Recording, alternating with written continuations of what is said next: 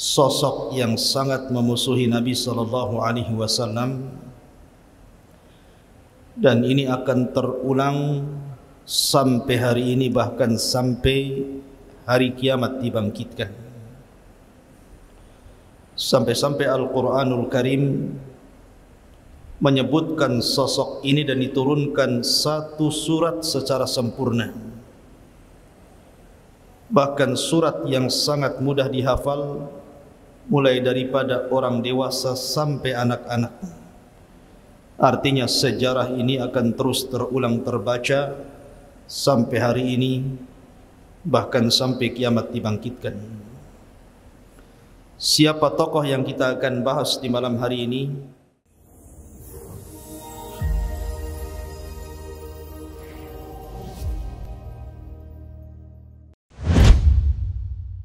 Assalamualaikum warahmatullahi wabarakatuh.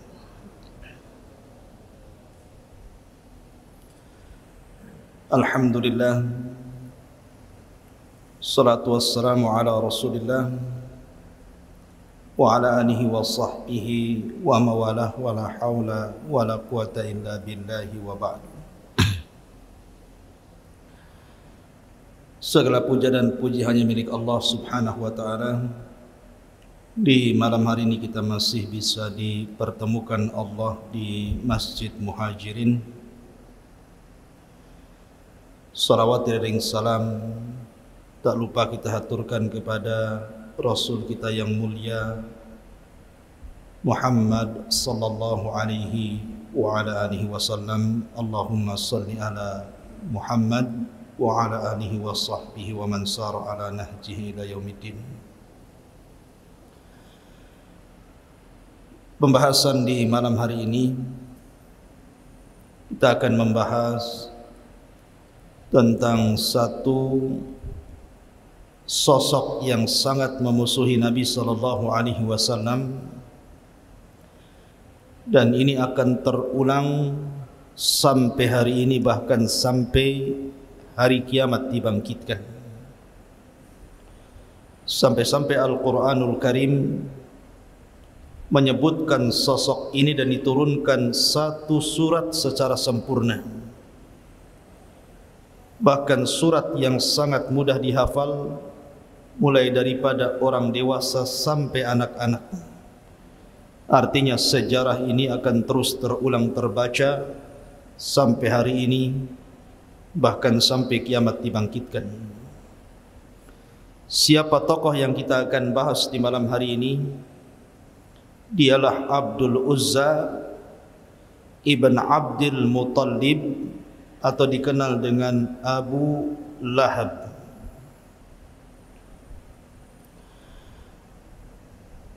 Anda harus bedakan antara Abu Lahab dengan Abu Jahal, karena ada seorang syekh bercerita, ada seorang imam ketika membaca surah Tabbat, salah dia menyebutkan nama. Tabbat siada Abi Jahlin wa tab, katanya. Beda ya Abu Jahal dengan Abu Lahab. Kalau Abu Lahab adalah paman Nabi sallallahu alaihi wasallam dari Bani Abdul Manaf. Sementara Abu Jahal bukan siapa-siapa Rasul, karena dia dari Bani Mahzum, tetapi sama-sama dari Quraisy.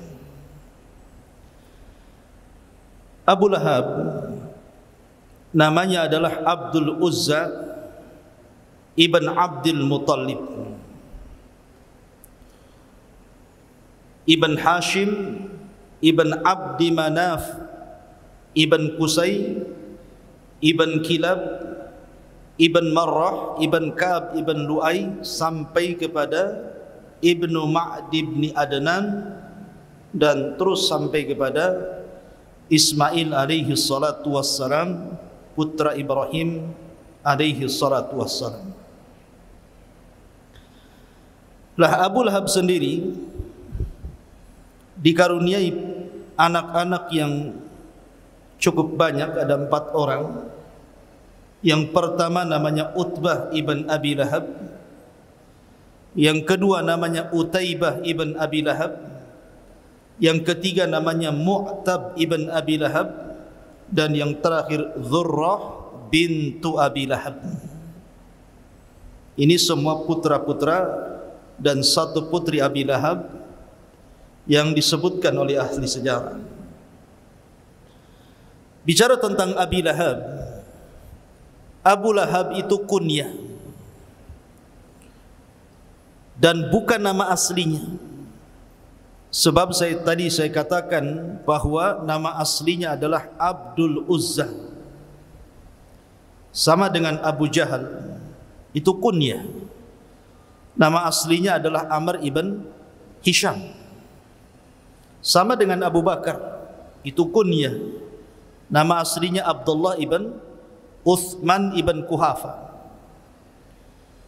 Jadi terkadang orang itu dikenal dengan kunyahnya tapi tidak dikenal namanya.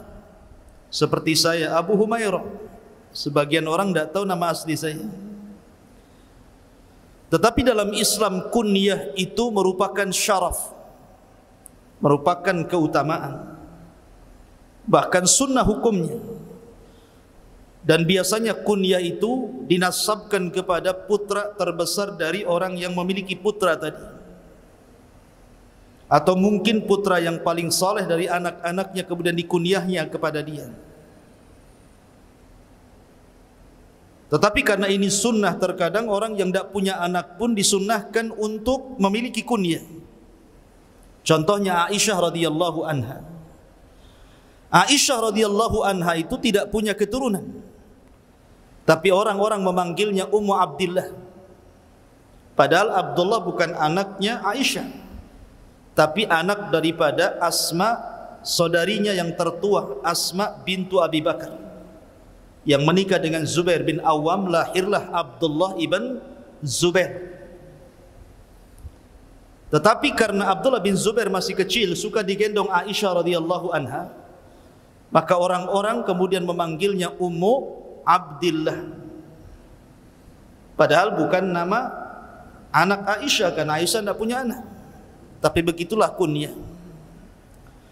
Lalu kenapa kemudian Al-Quranul Karim menetapkan kunyah bagi Abdul Uzza dengan Abu Lahab dan Abu Jahal, padahal namanya Amr ibn Hisham? Bukankah kunyah itu sebuah keistimewaan dan sunnah? Ada beberapa alasan yang disebutkan para ulama. Tentu Abu Lahab diberikan kunyah tersebut bukan sebuah keutamaan, karena kalau seandainya kemudian Al-Quran itu menyebut dengan nama aslinya, maka sejarahnya akan hilang ketika wafatnya Abil Uzza. Makanya tidak kemudian disebutkan dalam Al-Quran itu nama Abil Uzza, tapi kunyahnya Abi Lahab, seolah-olah Allah subhanahu wa ta'ala ingin mengatakan kepada kita bahwa akan muncul Abi Lahab setelah Abi Lahab di zaman Nabi SAW. Karena bagaimanapun ada kaidah tafsir yang mengatakan al-ibaratu bi umumil lafzi la bi khususis sabab, bahwa pelajaran dalam Al-Quran itu bukan karena sebab turunnya sebuah ayat atau surat, tetapi karena umum lafaz yang terkandung dalam Al-Quran itu. Ma'asyiral muslimin yang dimuliakan Allah Azza wa Jalla, atau karena nama asli Abu Lahab itu adalah nama musyrik. Abdul Uzza, hambanya Uzza, dan Uzza itu salah satu patung yang disembah di zaman jahiliyah. Sebagaimana Allah mengatakan afara'aitumul lata wal uzza wa manata tsalitsatal ukhra. Makanya Al-Quran tidak menghendaki nama kesyirikan dalam tata bahasa Quran. Makanya tidak disebut tabat siada Abil Uzza, tetapi tabat siada Abi Lahab, supaya tidak ada lafaz kesyirikan dalam Quran. Karena tidak boleh seseorang menasabkan kalimat hamba kecuali kepada Allah subhanahu wa ta'ala. Adapun kunyah Abu Jahal, Itu pemberian Nabi SAW. Karena bagaimanapun Abu Jahal itu adalah orang yang dikatakan Nabi SAW Fir'aunnya umat ini. Namanya kan Amr bin Hisham, dan orang-orang jahiliyah menyebutnya Abul Hakam, karena bijaknya kalau bicara Abu Jahal ini. Tapi karena dia menolak Islam dan tidak mendapatkan hidayah, makanya kemudian Rasul pun menggelari Amr bin Hisham dengan Abu Jahlin. Abu itu bapak, Jahl itu bodoh. Bodoh karena tidak menerima hidayah Allah Subhanahu wa taala. Ma'asyiral muslimin yang dimuliakan Allah Azza wa Jalla. Di zaman Nabi SAW tidak ada satu keluarga yang sepakat memusuhi Nabi SAW melebihi keluarga Abu Lahab. Itu satu keluarga itu. Dari Abu Lahab, bapaknya, kemudian istrinya Arwa bintu Harbin atau kunyahnya Ummu Jamil, kemudian Utbah dan Utaibah juga ikut menyakiti Nabi SAW. Dan ini pelajaran bahwa seburuk-buruk keluarga adalah keluarga yang memerangi Islam, yang memerangi dakwah dan memerangi kebaikan, seperti keluarga Abu Lahab. Bayangkan ikhwatu fiddin yang dimuliakan Allah Azza wa Jalla, Abu Lahab ini bukan orang lain bagi Rasulullah. Abu Lahab itu paman Rasul.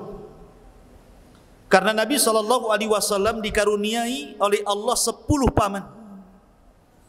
Tetapi ketika diutusnya Nabi dan Rasul, yang masih hidup kala itu cuma 4. Abu Lahab, kemudian Abu Talib, kemudian Hamzah dan Abbas. Lah dari paman-paman Nabi SAW, yang paling jahat kepada Rasul adalah Abu Lahab. Harusnya kedekatan nasab dengan Nabi SAW itu Abu Lahab orang yang pertama masuk Islam kan? Harusnya seperti itu, karena dia dekat dengan hidayah. Akan tetapi justru Abu Lahab pula lah yang pertama kali memusuhi Islam dan Rasul sebelum yang lainnya. Sebelum Abu Jahal, sebelum Umayyah, sebelum Al-Walid, sebelum tokoh-tokoh Quraisy, dia pula yang memulai permusuhan itu. Dari sini Nabi SAW bersabda, "Man sanna sunnatan sayyi'atan falahu wizruha wa wizru man amila ba'dahu la yanqusu min auzarihim syai'an." Barang siapa yang memberikan contoh buruk kemudian diikuti keburukannya orang lain, maka dia dapat dosa dan dosa orang yang mengikutinya tanpa mengurangi dosa mereka sedikit pun. Maka jangan seperti Abu Lahab yang kemudian memberikan contoh buruk akhirnya diikuti manusia. Ma'asyiral muslimin yang dimuliakan Allah Azza wa Jalla, bagaimana bentuk permusuhan Abu Lahab kepada Rasul? Ketika Nabi SAW diturunkan ayat wa anzir ashiratakal aqrabin, berilah peringatan kepada keluarga terdekat wahai Muhammad. Maka Nabi SAW mengumpulkan seluruh kerabat-kerabatnya di Bukit Safa. Di situ Nabi SAW berkhutbah. Dan ingat, Nabi SAW itu orangnya paling jujur, tidak pernah mengucapkan kalimat dusta. Sehingga Nabi SAW ingin menguji orang-orang Quraisy ketika itu dan mengatakan, ya ma'syara Quraisy, wahai orang-orang Quraisy, apakah kalau saya katakan sesungguhnya miwara'i hadal jabal, di balik bukit Abi Kubais ini, khailun yusabbihukum wa yumassikum, ada tentara berkuda yang akan menyerang kalian di pagi ataupun sore hari kalian, apa kalian mau membenarkan kata-kataku? Sepakat orang-orang berteriak dan mengatakan, majarrabna alaika kadhiba, kami tidak pernah mendapati kedustaan di lisanmu wahai Muhammad. Katakanlah kalau engkau ingin perlu kepada kami.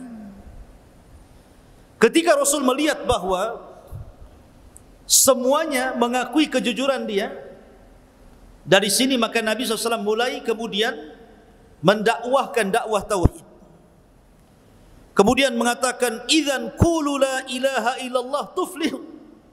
Kalau begitu, katakan bahwa tidak ada sesembahan yang berhak disembah kecuali Allah, kalian akan beruntung. Ketika Nabi SAW sedang berceramah seperti itu, mengajak manusia ke dalam tauhid, di tengah-tengah keramaian orang, tiba-tiba muncul orang yang berteriak, rupanya Abu Lahab. Kemudian mengatakan, tabban laka sa'iral yaum ya Muhammad, alihadza jama'tana. Kecelakaan bagi engkau seluruh hari ini wahai Muhammad. Oh, untuk ini kau kumpulkan kami ya rupanya. Dari sini permulaan permusuhan Abu Lahab. Tapi Nabi SAW itu orang beradab, tidak membantah sama sekali pamannya, dia diam saja. Sampai akhirnya turun surah Tabbat yada Abi Lahab wa tab ila akhiril ayat. Inilah permulaan permusuhan orang-orang kafir terhadap Nabi SAW, dimulai dari pamannya sendiri. Bahkan ketika Nabi SAW datang ke pasar-pasar atau datang musim haji dan umrah, dari mana-mana orang datang ke Mekah untuk haji dan umrah ala jahiliyah, maka Nabi SAW mulai berdakwah ke pasar-pasar dan ke kerumunan manusia. Ayuhan nas, qulu la ilaha illallah. Wahai manusia, katakan la ilaha illallah. Tamliku bainal arabi wal a'jam. Kalian akan menguasai bangsa Arab ataupun bangsa non-Arab. Lah Abu Lahab itu selalu ada di belakang Rasul, sambil melempari batu kecil itu, dia lempari kepada Rasul. Kemudian mengatakan, la tusaddiquhu fa innahu kadhib, fa innahu sahir. Jangan kau benarkan orang ini. Orang ini pendusta, orang ini tukang sihir. Bayangkan, Nabi mengajak manusia ke dalam tauhid, sementara Abu Lahab berteriak-teriak di belakang Rasul dan mengatakan, jangan kau benarkan orang ini karena dia tukang sihir dan dia orang gila dan dia pendusta. Secara logika ikhwan, kalau yang menentang Rasul orang lain, itu biasa saja. Wajar orang itu bermusuhan dengan orang yang tidak ada hubungan kerabat. Tapi kalau yang memusuhi orang dalam, apalagi pamannya sendiri, kira-kira pandangan orang lain seperti apa coba? Pasti pandangan orang lain mengatakan, alah pamannya saja mengatakan dia dusta, apalagi kami. Pamannya saja mengatakan dia tukang sihir, dia gila, apalagi kami. Inilah tantangan terberat dalam dakwah kalau yang menghalang-halangi orang dalam. Yang menghalangi dakwah dari dalam, apalagi dari tubuh keluarga, itu sangat berat sekali. Dan itu yang dialami Nabi SAW.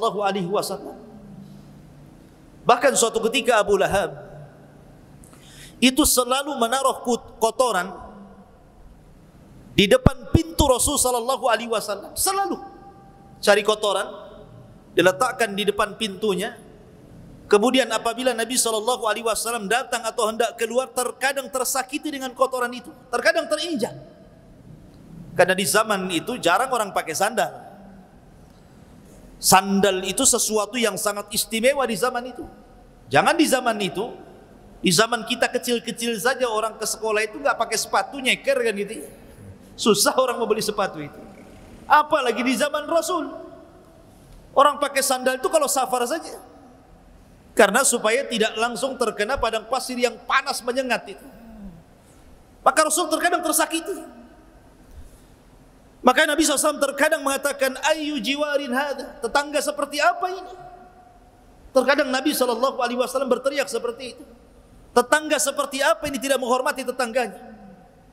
Sampai suatu ketika Hamzah mendengar bahwa Abu Lahab itu selalu meletakkan kotoran di depan rumah pintu Nabi SAW. Marah Hamzah, padahal Hamzah ketika itu masih kafir, belum pun masuk Islam. Tetapi adat seperti ini tidak baik, walaupun masa jahiliyah gitu, tidak menghormati tetangga. Datanglah Hamzah, diambilnya kotoran itu, dicarinya Abu Lahab. setelah ketemu Abu Lahab diletakkan di kepala Abu Lahab. Bayangkan, berani nggak antum meletakkan kotoran di kepala orang yang menyakiti Islam? Akhirnya kemudian Abu Lahab mengatakan kepada Hamzah, sesungguhnya saudaraku ini majnun, gila katanya. Kenapa? Kenapa dia mengatakan gila kepada Hamzah? Karena Hamzah dan Abu Lahab ini sama-sama kafir, sama-sama penyembah berhala. Sementara Nabi SAW sudah beda keyakinan. Harusnya Hamzah dengan Abu Lahab ini klop, memusuhi Rasul karena sama keyakinannya, berbeda dengan Rasulullah. Tapi begitulah Hamzah berbeda mauqifnya, walaupun sama-sama kafir. Abu Lahab kafir, dia pun kafir, tapi Hamzah punya akhlak. Dia punya akhlak. Makanya sebab itu pula Hamzah masuk Islam dan mengatakan kepada Abu Lahab, jangan kau ulangi ya Abu Lahab, karena sesungguhnya aku berada di atas agama Muhammad. Padahal dia belum masuk Islam tuh, belum mengucapkan syahadat, tapi dengan sebab itu Hamzah masuk Islam. Maka penting antum itu menampakkan akhlak. Akhlak itu yang menjadikan orang dapat hidayah. Terkadang orang itu tidak bicara tapi akhlaknya bagus, maka banyak pujian mengalir kepada dia. Tapi ada orang yang rajin sholat, rajin puasa, rajin sedekah, tapi akhlaknya enggak bagus, lisannya enggak bagus gitu kan, malah dicela orang. Maka akhlak itu penting dalam Islam. Ma'asyiral muslimin yang dimuliakan Allah Azza wa Jalla. Lah, di antara permusuhan lain Abu Lahab. Abu Lahab itu kan punya anak namanya Utbah dan Utaibah. Subhanallah. Utbah dan Utaibah ini menikah dengan dua putri Nabi SAW sebelum Rasul diangkat menjadi Nabi dan Rasul. Adapun Utbah menikah dengan Ruqayyah. Adapun Utaibah menikah dengan Ummu Kulthum, dan dua-duanya putri Nabi SAW. Tetapi baru saja mereka melangsungkan akad pernikahan, keduanya langsung berangkat berdagang ke Syam dan tidak sempat digauli. Subhanallah, ini hikmah. Tidak sempat digauli. Hanya akad nikah, habis itu mereka berdua pergi untuk berdagang ke Syam. Lah ketika mereka berada di Syam itulah Nabi SAW diangkat menjadi Nabi dan Rasul. Lah ketika itulah terjadi permusuhan sengit antara Rasul dan Abu Lahab. Sehingga ketika keduanya pulang, Utbah dan Utaibah ini, maka ayahnya kemudian mengatakan kepada kedua putranya, seraya kemudian menunjuk untuk menceraikan istri-istri keduanya. Inna ra'si wa ra'sikuma haramun. Inna ra'si wa ra'sakuma haramun. Sesungguhnya kepalaku dan kepala kalian berdua haram kalau kalian tidak menceraikan kedua putri si Muhammad itu.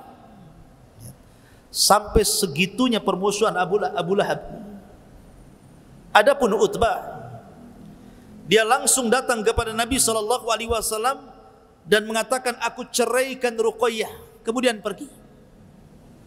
Adapun Utaibah, dia ingin menunjukkan permusuhan kepada Rasul di hadapan ayahnya. Dia tidak langsung menceraikan Ummu Kulthum. Dia datang kepada Nabi SAW ketika hendak berangkat ke Syam untuk berdagang. Ditariknya gamis Nabi SAW kemudian dikoyak. Setelah itu diludahi wajah Rasul tetapi tidak kena. Sambil menghina, Nabi SAW kemudian menceraikan Ummu Kulthum di hadapan Rasul. Lihat bagaimana permusuhan keluarga ini, sampai anak-anaknya pun dipengaruhi untuk memusuhi Nabi SAW. Tetapi al-jaza'u min jinsil amal, ikhwan. Namanya balasan itu disesuaikan dengan perbuatan. Utbah tidak menyakiti Rasul, hanya menceraikan begitu saja. Tapi karena Utaibah sudah mengoyak gamis Rasul, menghina Rasul, meludahi wajah Rasul walaupun tidak kena, Sampai-sampai Nabi SAW berdoa kepada Utaibah dan mengatakan, Allahumma sallit alaika kilabun min kilabi. Ya Allah, kuasakan kepada orang ini, maksudnya Utaibah, anjing dari anjing-anjing. Doa Rasul ini terngiang di telinga Utaibah. Pulang dia. Kemudian diceritakan kepada ayahnya apa yang sudah dilakukan kepada Rasul. Dan diceritakan juga doanya Nabi SAW kepada dia, Allahumma sallit alaika kalbun min kilabi. Ya Allah, kuasakan kepada orang jahat ini anjing dari anjing-anjingmu. Abu Lahab gemetar ketika itu, karena mereka tahu doa orang-orang yang dizalimi itu mustajab. Dan dalam hati mereka itu mengakui kebenaran Nabi SAW. Makanya Akhnas ibn Syuraik, suatu ketika masih kafir, Akhnas ibn Syuraik ini mendatangi Abu Jahal.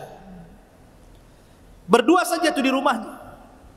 Kemudian mengatakan, kata Akhnas, ya Aba Jahlin, coba menurutmu, menurut keyakinanmu, sebenarnya agama Muhammad itu benar atau salah? Ini Akhnas ngomong sama Abu Jahal. Coba menurut hati yang paling dalam yang kau miliki, wahai Abu Jahal, agama Muhammad itu benar atau salah sebenarnya? Lihat jawaban Abu Jahal. Dia mengatakan, fa innahu shadiq. Agama Muhammad itu benar. Itu Abu Jahal itu mengatakan kepada Akhnas, agama Muhammad itu benar. Aku tidak mendapat, tidak berdusta. Artinya orang-orang pembesar Arab itu hati mereka mengakui kebenaran syariat Rasul. Makanya Akhnas mengatakan, kalau engkau mengakui dia di atas kebenaran, kenapa kau tidak ikut dia, katanya. Ini alasan Abu Jahal kenapa tidak mau ikut agama Rasul. Kata Abu Jahal, wahai Akhnas, kemuliaan Bani Qusay itu ada di memberi makan orang-orang fakir, memberi minum jamaah haji, membayar diat, dan begitu seterusnya. Kemudian kami dari Bani Mahzum dan Bani Abdul Manaf, kabilahnya Abu Talib, di dalam Quraisy itu selalu mengambil hati orang-orang Quraisy dengan berlomba-lomba di atas kebaikan. Kalau mereka membayarkan diat, kami juga ikut membayarkan diat. Kalau mereka memberikan santunan kepada fuqara wal masakin, kami juga sama. Kalau mereka memberikan minum kepada jemaah haji, kami juga sama. Jadi kami Bani Mahzum dengan Bani Abdul Manaf itu setara dalam kabilah Quraisy. Akan tetapi tiba-tiba Bani Abdul Manaf mengatakan, sesungguhnya kami memiliki nabi dan kalian tidak punya nabi. Bingung, apa yang mau kami jawab, katanya Abu Jahal. Apa kami juga akan mengatakan kami juga punya nabi sementara kami tidak punya nabi? Dari situlah saya tidak mau ikut agama Muhammad. Hasad, kibar, sombong. Jadi mereka itu mengakui sebenarnya apa yang didakwakan Rasul itu benar, hatta Abu Jahal sendiri. Tetapi karena kesombongan, karena hasad mereka, akhirnya mereka memusuhi Rasul sallallahu alaihi wasallam. Lah Abu Lahab itu seperti itu juga. Ma'asyiral muslimin yang dimuliakan Allah Azza wa Jalla. Lah Abu Lahab ini ketika perang Badar, dia tidak ikut perang Badar. Maksudnya tidak ikut dalam pasukan Abu Jahal. Karena memang Abu Lahab itu terkenal pengecut. Dia bukan orang pemberani. Tetapi dia tetap ingin membela musuh Rasul. Dengan cara apa? Menyewa orang-orang untuk ikut terlibat dalam perang Badar. Dia memang tidak ikut, tapi dia sewa orang. Lihat bagaimana permusuhannya, sampai menyewa orang untuk ikut terlibat dalam perang Badar memusuhi Nabi SAW. Seperti itulah Abu Lahab permusuhannya dengan Nabi SAW. Belum lagi istrinya Ummu Jamil, Arwa bintu Harbin. Ummu Jamil ini bukan orang biasa. Dia wanita yang sangat istimewa di tengah-tengah Quraisy. Bagaimanapun dia keturunan orang hebat, karena dia saudari daripada Abi Sufyan. Abu Sufyan ibn Harb punya saudari namanya Arwa bintu Harbin menikah dengan Abu Lahab. Karena Abu Lahab itu dari sekian paman Rasul yang paling kaya itu Abu Lahab, kemudian yang paling ganteng. Orangnya tampan Abu Lahab itu. Makanya orang Arab ketika mengatakan kepada orang yang tampan itu dengan sebutan lahab, cahaya, bercahaya. Karena tampannya Abu Lahab, kemudian orang kaya, wajar mendapatkan istri dari turunan bangsawan Arwa bintu Harbin. Tetapi betul kata Allah Subhanahu wa taala, innal insana la yatgha an ra'ahu istaghna. Manusia itu mudah melampaui batas kalau Allah berikan kekayaan banyak kepada dia. Lah Ummu Jamil ini tidak kalah hebatnya permusuhan dengan Nabi sallallahu alaihi wasallam. Sampai-sampai Al-Qur'an sendiri mengatakan hammalatal hatab. Jadi setiap hari dia membuat isu tentang Nabi sallallahu alaihi wasallam. Membuat habar-habar hoax tentang Nabi sallallahu alaihi wasallam di tengah-tengah wanita-wanita Quraisy. Dan kalau sudah emak-emak nyebarkan hoax itu beda dengan laki-laki nyebar hoax. Itu cepat itu. Ya. Karena mulutnya perempuan itu lebih panjang kan dibandingkan jilbabnya. Ya.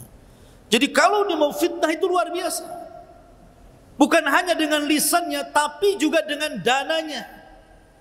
Dengan kalung-kalungnya dia jual, kemudian dananya itu untuk membayar orang untuk memfitnah Rasul, mengadu domba Rasul. Terkadang menyuruh orang meletakkan duri di tempat jalan Nabi SAW pulang ke rumah. Dan sekali lagi di zaman itu jarang pakai sandal, jadi kalau diletakkan duri mudah keinjak. Begitu cara menyakiti Nabi SAW.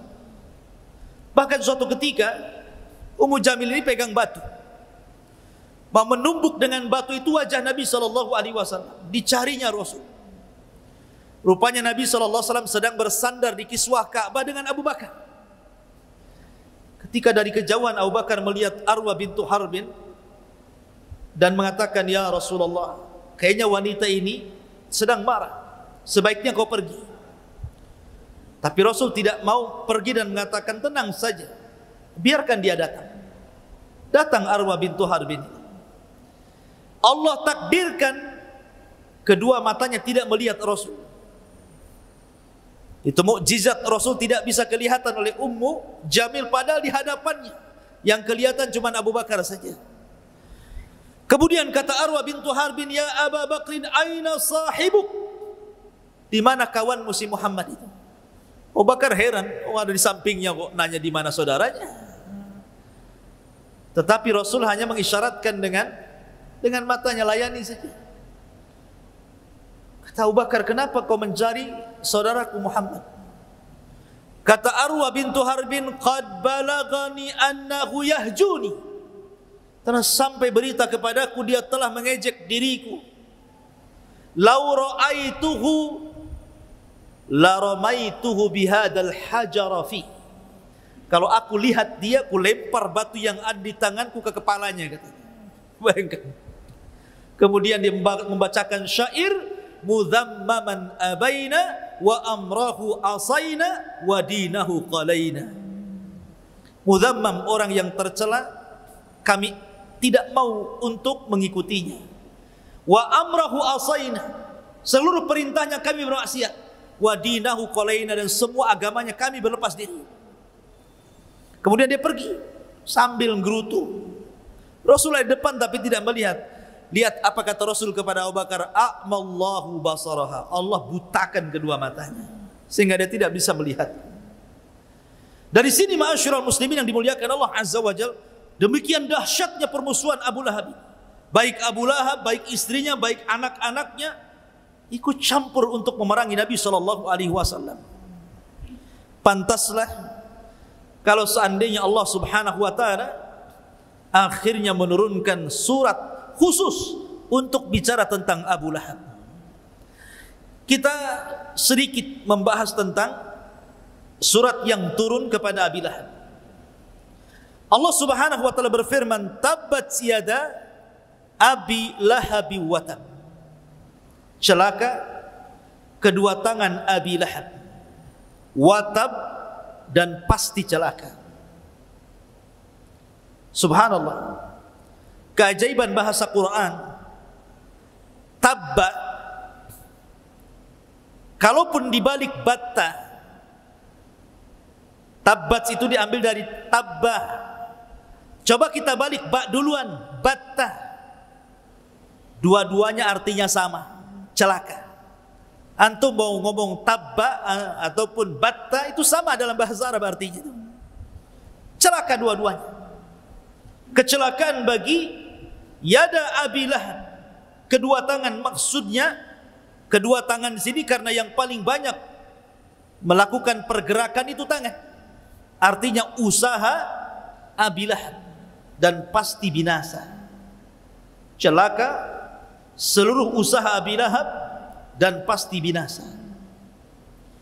Di sini Allah Subhanahu wa taala sekali lagi saya katakan tidak menyebut nama aslinya. Harusnya Tabbat yada Abil Uzza wa tab. Harusnya kan seperti itu karena nama aslinya bukan Abi Lahab, Abil Uzza. Kenapa kemudian kunyahnya yang disebutkan di sini? Ada beberapa perkara yang tadi saya sudah sebutkan. Satu, karena Abil Uzza itu nama kesyirikan, dan Allah tidak hendak meletakkan nama kesyirikan dalam Al-Quran, maka tidak disebut nama Abil Uzza tapi kunyahnya Abi Lahab. Yang kedua, disebut Abi Lahab tidak Abil Uzza. Kalau seandainya Allah mengatakan Tabbat yada Abil Uzza, berarti dengan meninggalnya Abil Uzza selesailah kisah ceritanya sampai di sini. Tetapi ketika Allah tidak menyebutkan nama aslinya, malah menyebutkan nama kunyahnya, maka akan datang Abi Lahab. Abi Lahab sampai hari ini, bahkan sampai kiamat dibangkitkan, akan datang Abi Lahab yang banyak. Dan Abi Lahab itu simbol orang yang memusuhi Islam. Lihat hari ini betapa banyak Abi Lahab yang nongkrong di hadapan medsos itu, yang menulis untuk menghina Islam, merendahkan Islam, menghina Rasul, menghina Al-Quran. Itu semua Abu Lahab. Mereka Abu Lahab. Lihat bagaimana orang merobohkan Islam ini terkadang mulai dari perkara kecil sampai besar. Mengatakan jilbab tidak wajib, mengatakan sholat tidak wajib, mengatakan ikhtilat boleh, sampai kemudian mengatakan bahwa semua agama sama. Ini siapa yang bicara seperti ini kalau bukan Abu Lahab? Makanya ketika kemudian Allah mengatakan Tabbat yada Abi Lahab, akan muncul Abi Lahab sepanjang zaman, karena Abi Lahab itu simbol orang-orang yang tidak suka dengan Islam dan memerangi Islam. Maka jangan seperti Abi Lahab. Ya. Tabbat yada Abi Lahab wa tab. Ma aghna anhu maluhu wa ma kasab. Tidak akan manfaat bagi Abi Lahab itu seluruh hartanya, bahkan seluruh apa yang diusahakannya termasuk keturunan. Karena Abi Lahab ketika turunnya ayat ini, dia kumpulkan orang-orang Quraisy. Kemudian dia mengatakan in kana ma qala Muhammadun lasadiq. Kalau yang dikatakan Muhammad itu benar, saya selana naron dzata lahab, aku akan dimasukkan ke dalam api yang menyala-nyala. Aku ini orang kaya, kata Abu Lahab. Anakku sukses, Utbah, Utaibah, Mu'tab, semua sukses anakku. Tidak ada anakku yang terlantar. Aku bisa tebus dengan harta dan anak-anakku, katanya. Tapi Allah Subhanahu wa taala katakan ma agna anhu maluhu wa ma kasab. Mau hartanya, mau anak-anaknya enggak akan manfaat lagi ketika sudah berhadapan dengan Allah Azza wa Jalla. Enggak ada manfaatnya. Makanya Allah mengatakan yaumul la yanfa'u malun wala banun illa man atallaha biqalbin salim. Pada hari di mana harta dan anak-anak tidak ada sama sekali yang bisa menolong, kecuali orang yang datang kepada Allah dengan membawa hati yang selamat. Jadi apalah hartanya? Makanya Umar bin Abdul Aziz khalifah yang sangat adil. Sebelum wafatnya dia minta diantar ke kuburan. Kemudian dia turun ke liang lahat. Kemudian dia mengatakan, ma aghna anni maliyah, halaka anni sultaniyah. Duhai harta yang kubangga-banggakan, kalau orang sudah masuk ke liang lahat ini, enggak ada manfaatnya. Duhai kepemimpinan jabatan yang selama ini kubanggakan, apalah manfaatnya kalau orang sudah masuk ke liang lahat ini, coba. Kemudian dia menangis. Ma'asyiral muslimin yang dimuliakan Allah Azza wa Jalla, ma aghna anhu maluhu wa ma kasab. Justru terkadang harta dan anak-anak itu akan menjadi bumerang pemiliknya ketika kedua perkara itu justru digunakan untuk memusuhi Islam. Dilipat gandakan azabnya. Dan ada orang-orang yang musuh Islam itu menghabiskan hartanya dan juga menggerakkan anak-anaknya, seperti Abi Lahab. Ma'asyiral muslimin yang dimuliakan Allah Azza wa Jalla, dari sini ada faedah yang besar bahwa tidak ada manfaat sedikit pun nasab, apakah nasab sampai kepada Rasul ataukah kepada yang lain. Nasab itu tidak akan manfaat. Padahal Rasul mengatakan semua nasab terputus pada hari kiamat kecuali nasab yang tersambung kepadaku. Abi Lahab tersambung nasabnya kepada Rasul. Manfaat? Tidak. Tidak ada manfaat kedekatan Abi Lahab dengan Rasul. Sama sekali. Padahal ikhwan, Nabi SAW kan punya paman 4. Hamzah, Abbas, Abi Lahab, Abu Talib. Okelah Hamzah dan Abbas ini masuk Islam, kita tidak akan bicara. Tapi Abu Talib itu mati kafir. Abu Lahab mati kafir, sama-sama kafirnya. Tetapi satupun Al-Quran dari surah Al-Fatihah sampai Qul a'udzu birabbin nas, tidak ada satupun ayat ataupun surat yang mencela Abu Talib. Mana ada? Coba anda cek Al-Quran. Tidak ada satupun ayat yang mencela Abu Talib. Tidak ada. Bahkan Abu Talib mendapatkan syafaat khusus bagi Rasul. Dia diringankan azabnya walaupun tidak bisa keluar dari neraka selamanya. Tapi diringankan azabnya.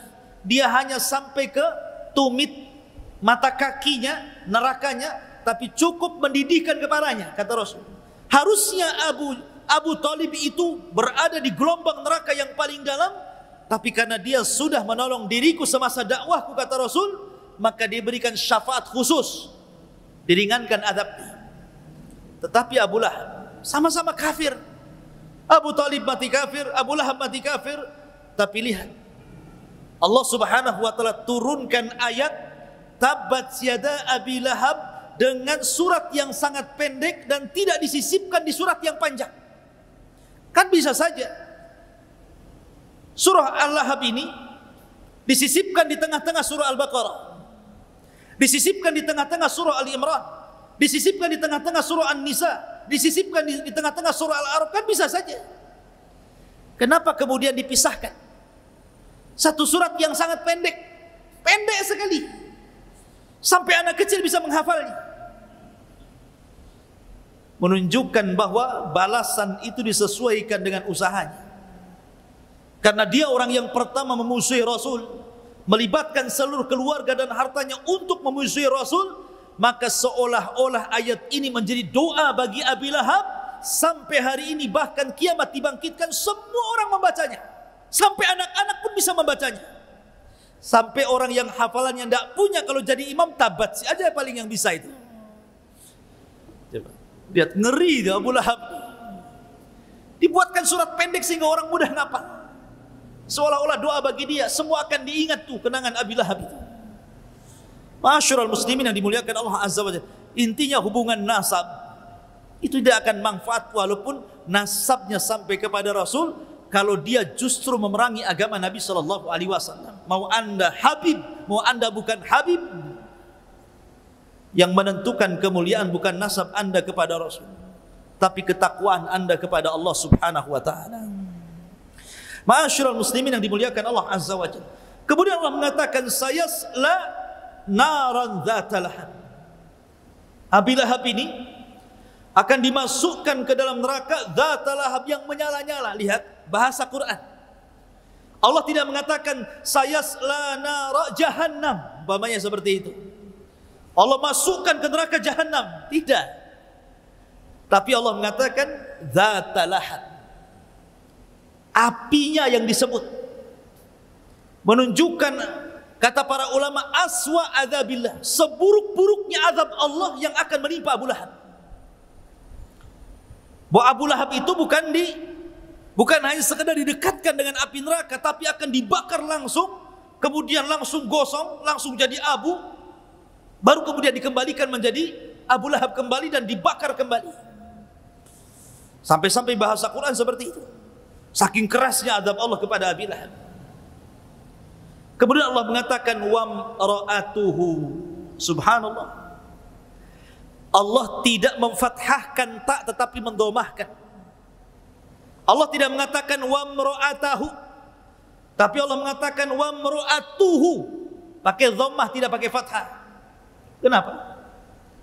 Kalau dia pakai fathah berarti jumlah baru.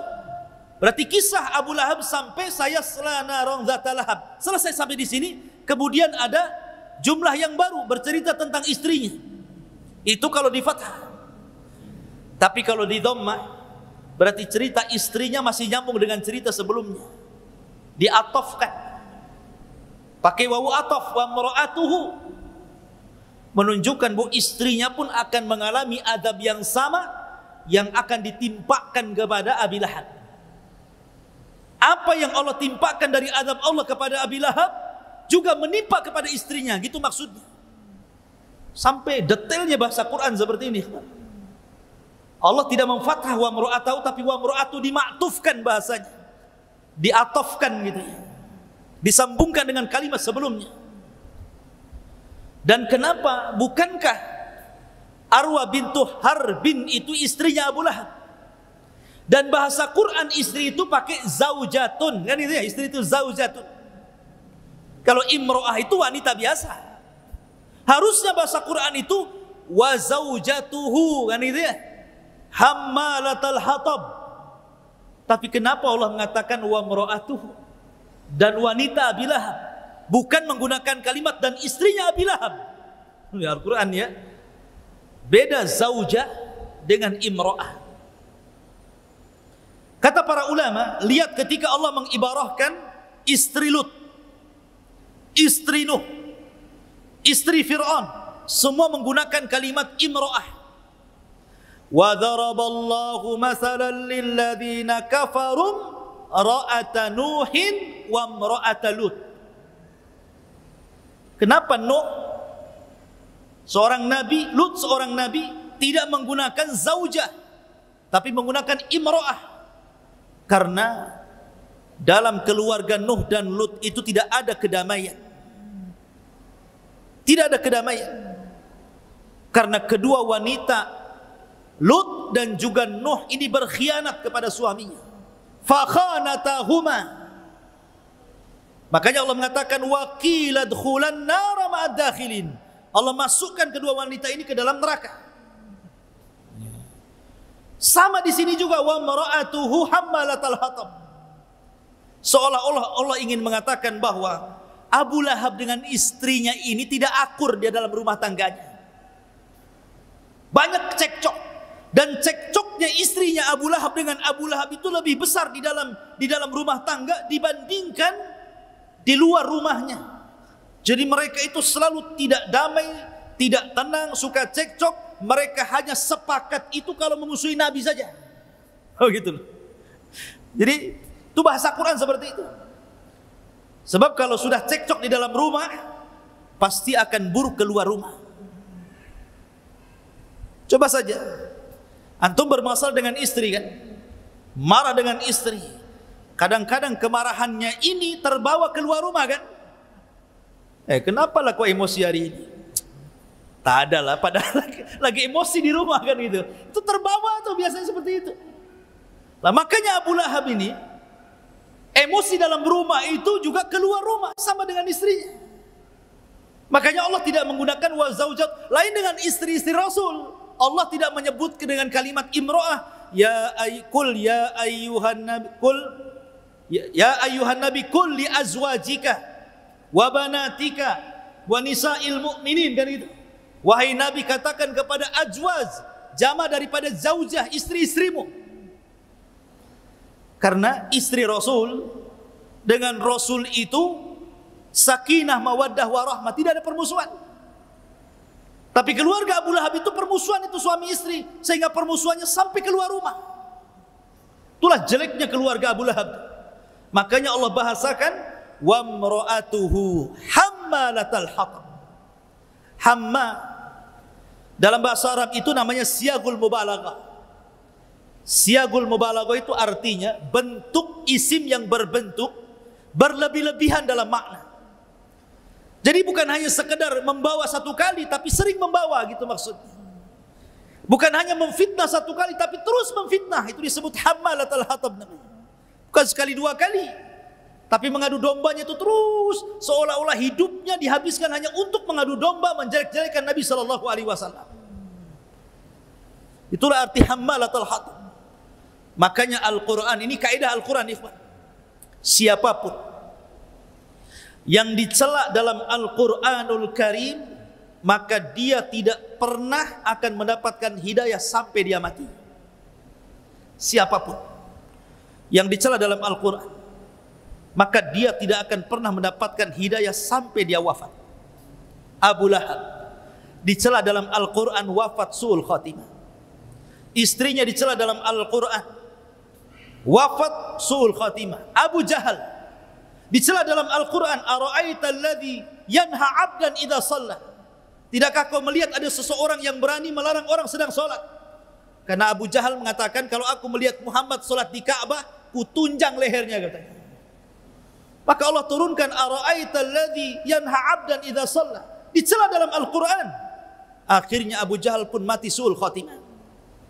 Al-Walid ibn Mughirah diturunkan dalam surah Al-Mudaththir. Darni wa man khalaqtu wahida wa ja'altuhu malan ma'duda wa banina syuhuda, sampai akhir surah Al-Mudaththir. Turun kepada Al-Walid ibn Mughirah. Al-Walid ibn Mughirah mati su'ul khatimah. Siapapun yang dicela dalam Al-Quran tidak akan selamat. Tapi orang-orang yang tidak dicela dalam Al-Quran, Abu Sufyan, kurang apa musuhannya dengan Rasul? Dia yang memimpin perang Uhud dan memimpin orang-orang musyrik sehingga banyak para sahabat terbunuh, tapi Quran tidak mencela Abu Sufyan. Makanya dia dapat hidayah masuk Islam ketika Fatu Mekah. Ma'asyiral muslimin yang dimuliakan Allah Azza wa Jalla. Kemudian Allah mengatakan fi jidha hablum mim masad. Maka di lehernya akan diletakkan sabut dari api Jahannam. Sering saya ulang, al-jaza min jinsil amal. Balasan itu sesuai dengan usahanya. Karena Ummu Jamil ketika di dunia, dia ambil kalungnya, dia ambil gelangnya, dia jual. Kemudian uangnya untuk memusuhi Rasul. Maka kalung itu kelak akan jadi api di neraka Jahannam, kemudian akan melilit lehernya. Begitulah Allah Subhanahu wa taala menyiksa orang-orang yang memusuhi dia. Ma'asyiral muslimin yang dimuliakan Allah Azza wa Jalla. Maka di sini kalau kita melihat keluarga Abu Lahab dalam kehidupan manusia, Allah sudah contohkan kan banyak keluarga kan. Antum baca surah Tahrim, di situ ada macam-macam keluarga. Ada keluarga itu yang suaminya soleh, suaminya baik, tapi istrinya kurang ajar, berkhianat dan kufur. Seperti keluarga Nuh dan keluarga Lut. Yang kedua, ada yang terbalik. Istrinya baik sekali, solehah, tapi suaminya kufur, suaminya bengis dan jahat. Keluarga Fir'aun. Istrinya ahli jannah, keluarganya Fir'aun itu istrinya penduduk surga. Satu di antara 4 wanita terbaik dunia, Asyah bintu Muzahid. Tapi suaminya makhluk yang paling buruk yang ada di permukaan bumi, Fir'aun laknatullah. Yang ketiga, ada keluarga itu yang dua-duanya tidak soleh dan soleh. seperti keluarga Abu Lahab ini. Suaminya seperti itu, istrinya juga seperti itu. Sama-sama tidak suka dengan agama, tidak suka dengan dakwah, tidak suka dengan tauhid. Yang ketiga, yang keempat, ada keluarga yang dua-duanya mencintai Allah. Itulah keluarga Nabi sallallahu alaihi wasallam. Makanya tidak ada keluarga yang layak dicontoh melebihi keluarga Nabi sallallahu alaihi wasallam. Laqad kana lakum fi Rasulillahi uswatun hasanah. Sungguh ada pada jati diri Rasul itu suri toladan yang indah bagi kita, termasuk saat berkeluarga Nabi sallallahu alaihi wasallam. Jangan seperti Abi Lahab. Ya. Jangan seperti Abi Lahab. Ini suami istri kompak masalahnya, memusuhi Islam. Ma'asyiral muslimin yang dimuliakan, makanya Abu Lahab diberikan azab oleh Allah di dunia sebelum akhirat. Suatu ketika Abi Lahab ini sedang menunggu kabar tentang kemenangan di Badar. Karena kan dia tidak ikut Badar, dia pengecut, nyewa orang. Dia menunggu, menangkah kalah begitu saja. Tiba-tiba dari kejauhan datang Abi Sufyan dengan ketakutan, dengan beberapa orang yang lari dari orang-orang musyrik karena kekalahan di Badar. Kemudian Abu Sufyan menceritakan di hadapan Abu Lahab, kita kalah wahai Abu Lahab. Aku heran, kenapa tentara si Muhammad itu banyak sekali ditolong oleh tentara berkuda, semua berwarna putih, dengan berjubah putih, di tangannya ada pedang terhunus, sampai kami lari tunggang langgang. Di samping Abu Lahab ini ada budaknya Abbas, namanya Fadl. Ada budaknya Abbas. Dia orang yang beriman dan menyembunyikan keimanannya. Tiba-tiba refleks ngomong, itulah malaikat yang menolong Muhammad. Marah Abu Lahab ini. Dipentungnya itu budaknya si Abbas itu, seolah-olah apa? Membela Rasulullah. Akhirnya karena terlukalah budaknya Abbas ini, pulang. Kemudian lapor kepada istrinya Abbas, Ummu Fadl. Marah Ummu Fadl ini. Dia ambil pentungan, dicarinya Abu Lahab. Kenapa kau sakiti budakku ya Abu Lahab? Dipentung kepalanya. Akhirnya pecah kepalanya sini sama Ummu Fadl, istri daripada Abbas itu. Kenapa kau pukul budakku? Sebab lukanya itulah Abu Lahab meninggal dunia.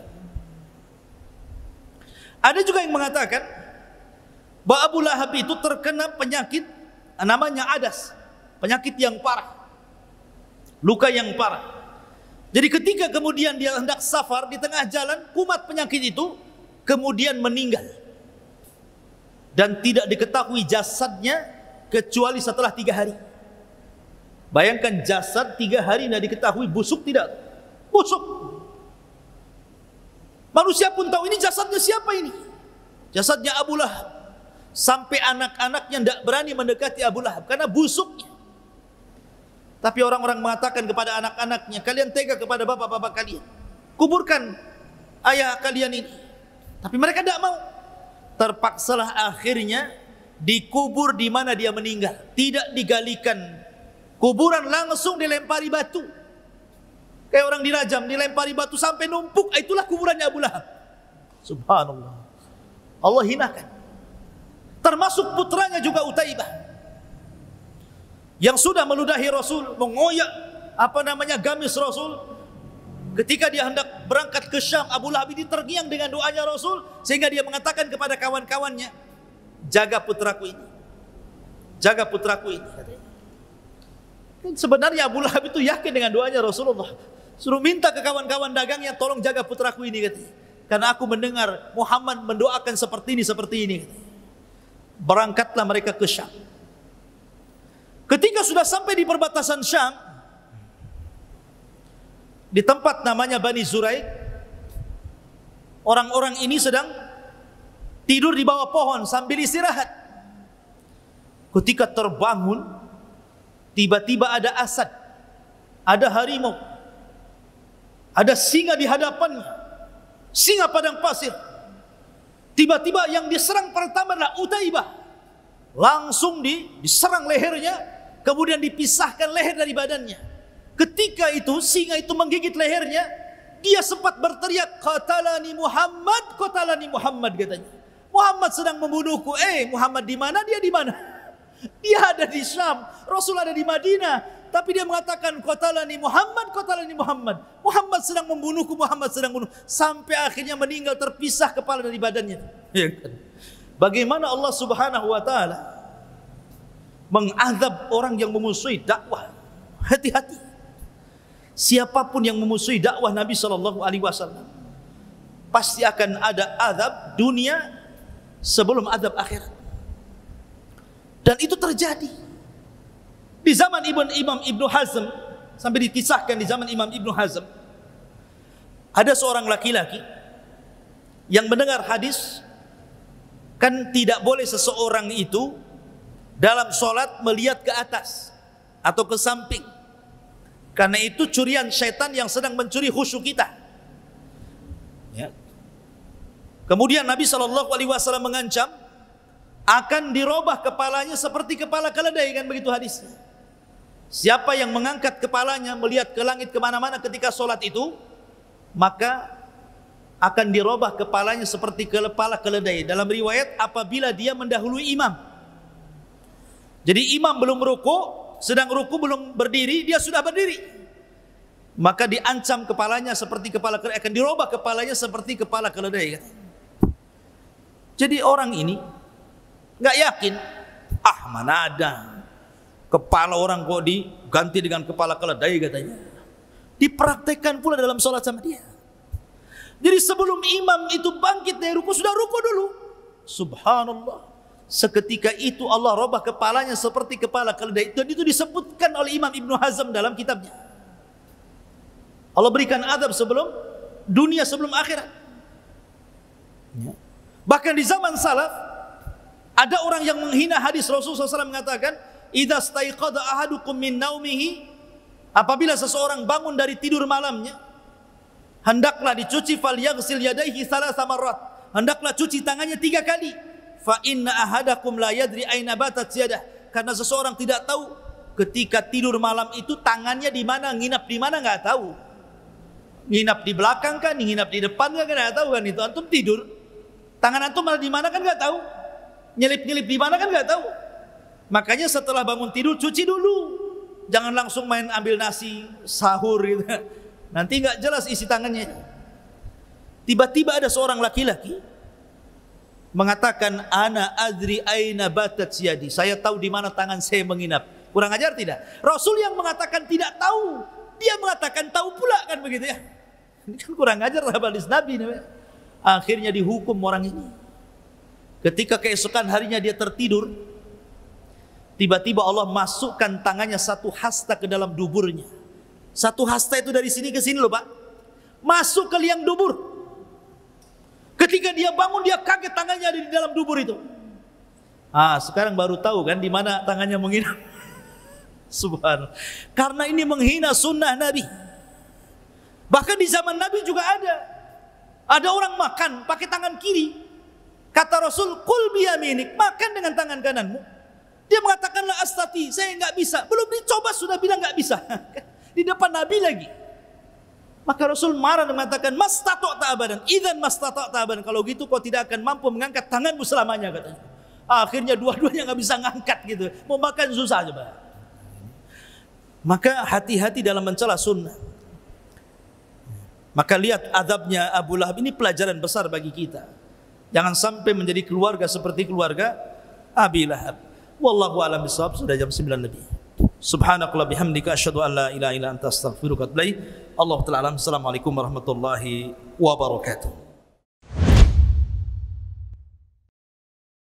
Intinya bahwa tolong berakhlak kepada Allah. Membahas tafsir dari surah Al-Imran. Lahirlah Imam Muslim, Abi Dawud, Tirmidzi, Ibnu Hibban. Jadi ketika Yunus alaihi salatu wassalam terkena undian itu,